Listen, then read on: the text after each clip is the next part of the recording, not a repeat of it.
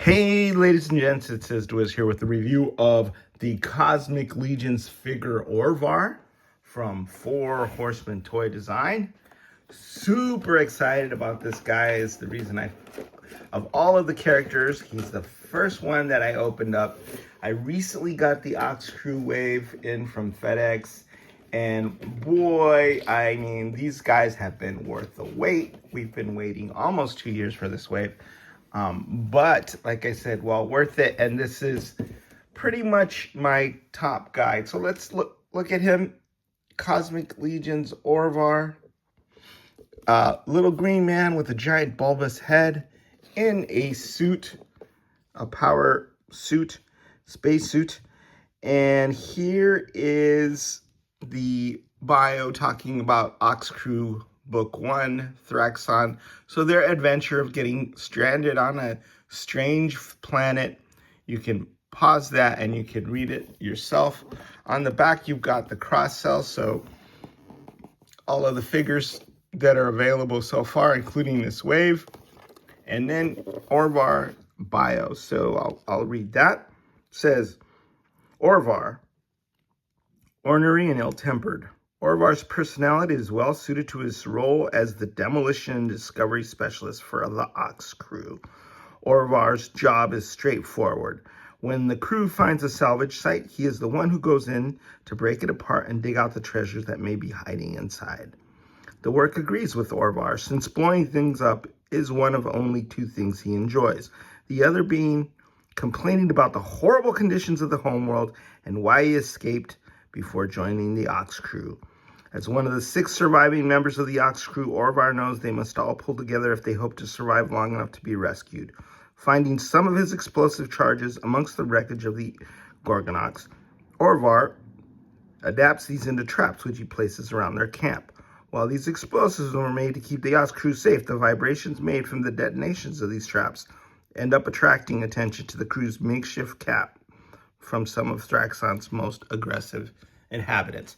So let me say, this is my most wanted Ox Crew crew member. Some of the aliens may take his place as my favorites. But the reason I think I've been so eagerly anticipating this guy is his big green head.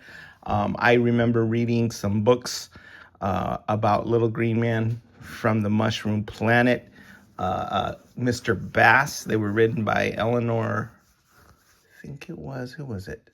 Eleanor Cameron, I think it was, back in the day. And it was basically a little green man and who went on adventures with some kids. And there was a planet called Basidium that was orbiting, I think, the moon, Earth's moon. So they got to go on a spaceship and all that. And ever since then, I've had this sort of love and affinity for these little green guys with the big heads. But this guy's a grouchy guy. Mr. Bass was a nice guy. But let's take a look at him in all his glory. I love the orange suit, the space suit, the power suit. Let me bring him up closer for a closer look. Look at that head. It's not only is it green, but it's got all these like veins, like yellow veins popping out. So the guy needs to take a chill pill, obviously, because he looks like sort of maybe a Hulk mid-transformation or something, right? All the way around his big head, those bulging, I'm going to assume they're blood vessels and this yellow, filled with yellow liquid. But anyway, they look super cool. I don't know if he glows in the dark, but I know that he'd probably look pretty darn cool under a UV light, but I love him. I like the look on his face. I like the fact that he comes with 2 heads, and just the detail there on his mouth and that sort of grumpy look. He's got these like pointy ears. He's got all this like stuff going on here in the back that's kind of on the side that makes him look like he might have gills or some kind of amphibious, I don't know, sensors, maybe some gills there. Maybe he's an aquatic species. Maybe he's an amphibious species. But anyway, he's super duper cool. And he comes with the second head, which we'll take a look at later. But I love this chunky little body. I love all the details to it. I like the fact that it has that ox-crew symbol on the knee. It's got this tempo that I think that says the third ring of Cosmerium. And just take a look at all that goodness, all that chunky space goodness. I'm not sure if that's where we're supposed to put the tube, but I put it there. It's got this thing on the back that looks like some sort of power source. I put it there. I plugged it into his wrist, but you could plug it into the port on his, for lack of a better word, I guess, shoulder pad, right? He also has a ox-crew symbol there, which is neat as well. I like those little touches. And all the different shades of orange in this very, very nicely detailed paint job. You also have these plugins which can come out, but I'm not going to do that right now. But there's a clear glass with like a vent or a port underneath there, but it provides that sort of 3D glassy look, kind of like a half a marble or something there. But I haven't seen that before in Mythic Legions or in Cosmic Legions, and I'm saying that that's pretty darn cool. So, you know, feast your eyes. I also like all these little grenades that he's got, right? Just a great number of them. He's got this utility belt. Who doesn't love a utility belt? And these little kind of explosive bombs that he takes out and he uses. He's got this, which appears to be like an old retro styled sort of ray gun, but it could be one of his tools for salvage. I don't know. I mean, it's up to you sort of at this point. I also don't know if this thing actually goes in that port, but I plugged it in there because I thought it looked cool.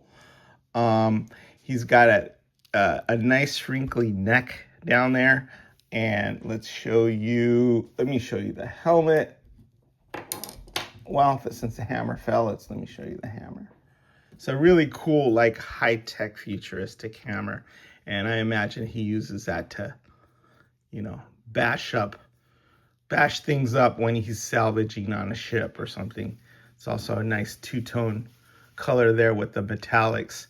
And then, you know, very neat sculpting with some scrapes and some damage there. Here is the helmet. Really nice bubble, nice and clear.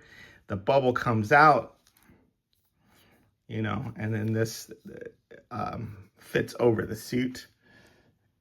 And let's see here. Bring that forward. Oops, we're gonna pop this on. See if we have to take, do we have to take this off? We can take it off, but yeah, fits on there super nice, and you can really see everything. You can see the big head in there. And then we took off this part, which was in the front, and let me see if this part can still fit in the back. I think it can. Yeah. So there he goes. He's ready to go out in outer space, or if there's a planet that doesn't have a atmosphere that agrees with his constitution, then he can wear this. Ready to work, right? He very kind of reminiscent of like a dwarf, I suppose, right? And because he's small in stature, he's disagreeable, and he's hardworking. Let me see if I can straighten his head out there.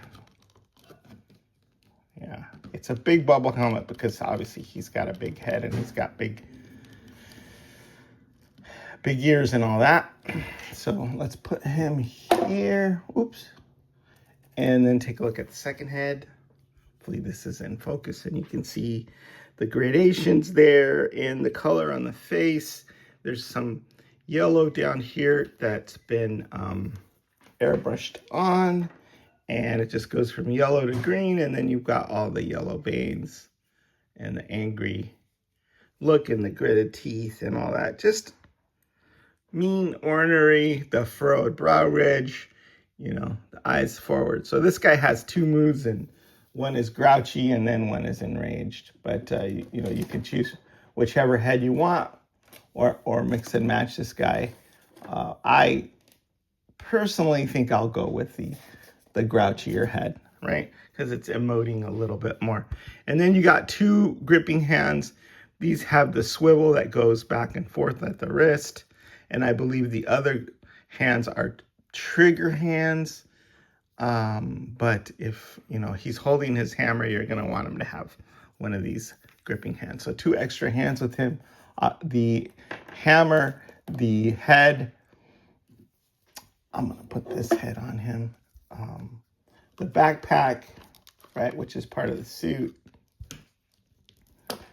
And I probably, there you can see the neck.